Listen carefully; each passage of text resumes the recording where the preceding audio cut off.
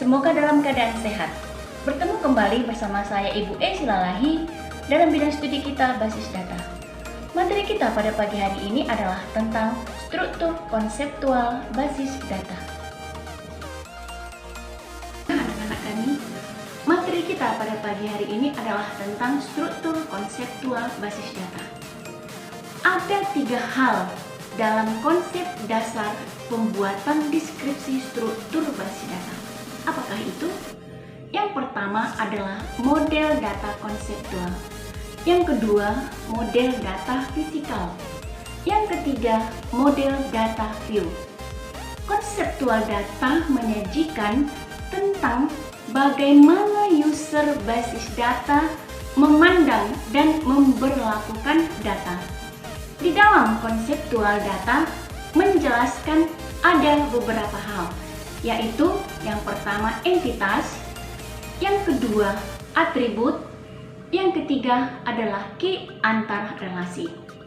Nah, sekarang kita perhatikan yang saya sebutkan tadi. Yang pertama adalah tentang entitas. Apa yang dimaksud dengan entitas? Entitas adalah objek yang mewakili sesuatu dalam dunia nyata dan dapat dibedakan antara satu dengan yang lainnya. Setiap entitas memiliki beberapa atribut yang mendeskripsikan karakteristik dan objek. Entitas dapat berupa, yaitu data fisik. Contoh data fisik pada data fisik adalah mobil, rumah, manusia, pegawai, peserta didik, dan lain-lain. Yang kedua, abstrak atau konsep. Seperti apa contohnya?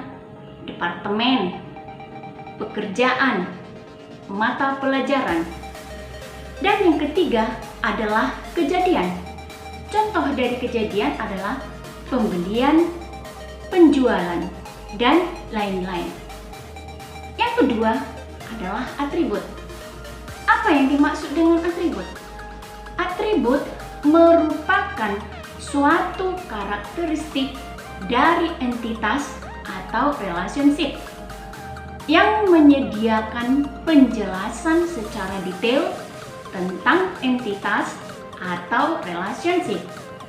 Dalam penerapannya atau level fisiknya, atribut merupakan field atau kolom dari sebuah tabel.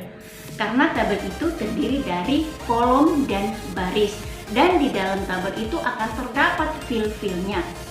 Misalnya, sebuah tabel entitas mahasiswa atau siswa. Apakah atribut-atribut dari tabel siswa atau mahasiswa?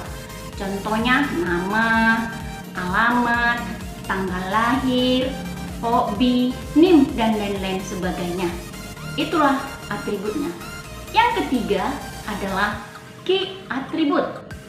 Apa yang dimaksud dengan key atribut? Key adalah merupakan suatu atribut yang menandakan kunci dari suatu entitas yang bersifat unik atau tidak boleh sama dengan yang lain.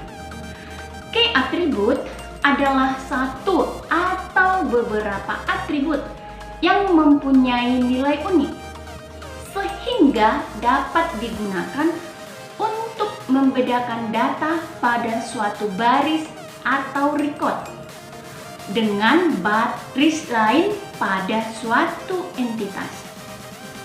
Key atribut digunakan untuk dibedakan menjadi 3, yaitu yang pertama super key, yang kedua candidate key, yang ketiga primary key. Pada tabel di bawah ini atau pada tabel di samping ini menjelaskan beberapa contoh nama entitas beserta atribut-atributnya. Nah, contohnya kita ambil di sini adalah tentang nama entitasnya. Nama entitas pegawai. Di dalam nama entitas pegawai ada atribut-atributnya. Apa saja atribut pada entitas pegawai? Nah, contohnya ini. Kemudian nama, NUPTK, alamat, agama, jenis kelamin, dan lain-lain. Nah, itu contoh satu entitas dari pegawai. Kemudian entitas siswa. Contoh dari entitas siswa, atributnya adalah NIS, nama, alamat, agama, tanggal lahir, kelas, dan lain-lain. Masih banyak lagi atribut yang bisa kita masukkan ke dalam entitas siswa. Kemudian contoh yang ketiga kita ambil adalah entitas departemen. Contoh dari atribut dari entitas departemen adalah nomor, nama, dan lokasi. Nah, anak-anak kami yang tercinta, dari penjelasan saya tadi bisa kamu mengerti apa itu konseptual, ya. Nah, jadi anak-anak kami harapkan supaya bisa mengerti apa tadi yang saya sebutkan dan yang saya jelaskan tadi.